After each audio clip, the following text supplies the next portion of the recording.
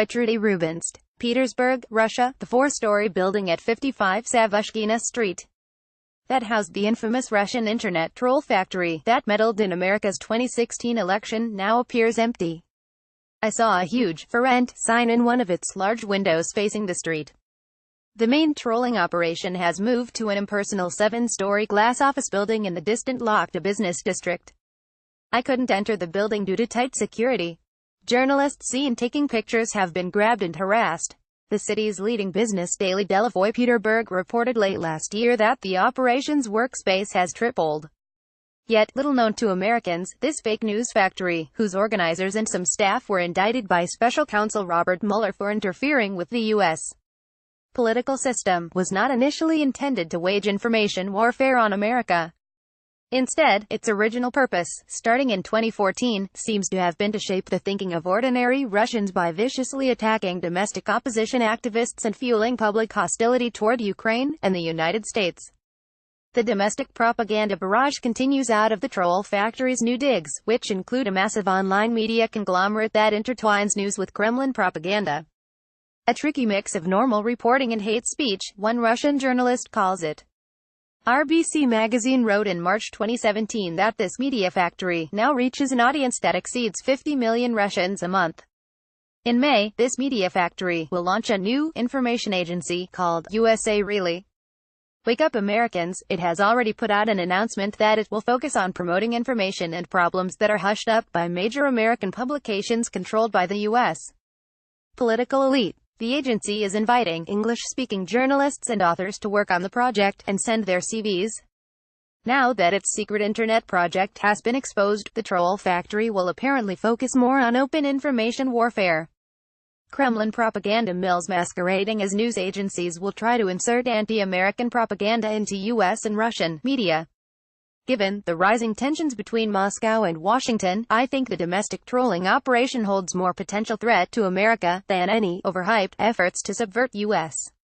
It promotes Kremlin efforts to convince Russians that the United States wants to destroy their country and start WWIII, enhancing similar messages on state-controlled TV. Since at least 2014, this trolling operation has been posting grotesque fabrications to foster Russian support for the Kremlin's invasion of eastern Ukraine, and to whip up hostile feelings toward America.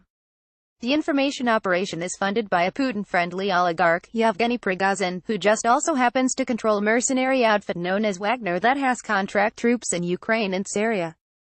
To find out how the trolling worked, I talked to brave Russian journalists and undercover activists in Moscow and St.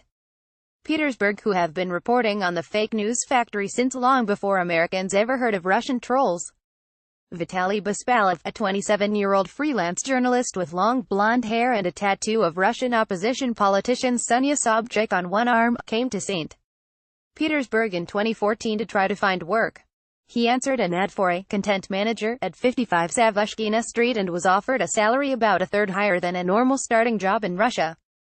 It was not long after Russia invaded eastern Ukraine and he was told he would be working for a department called Ukraine 2. Bespalov had to pull 20 news stories about Ukraine daily from the internet and rewrite them to fit the Russian propaganda version.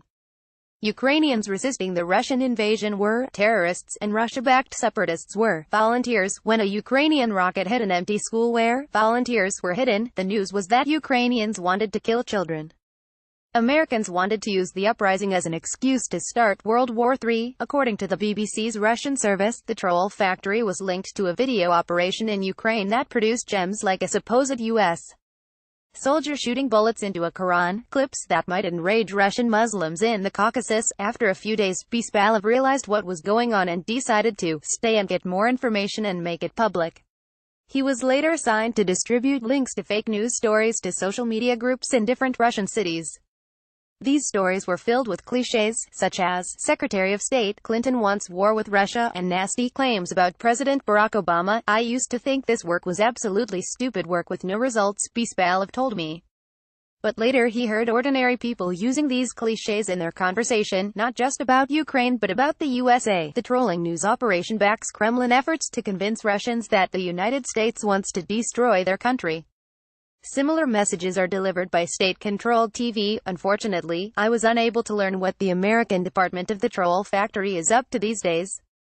Russian journalists say that, since 2016, it is much harder to find sources that have worked inside the troll factory.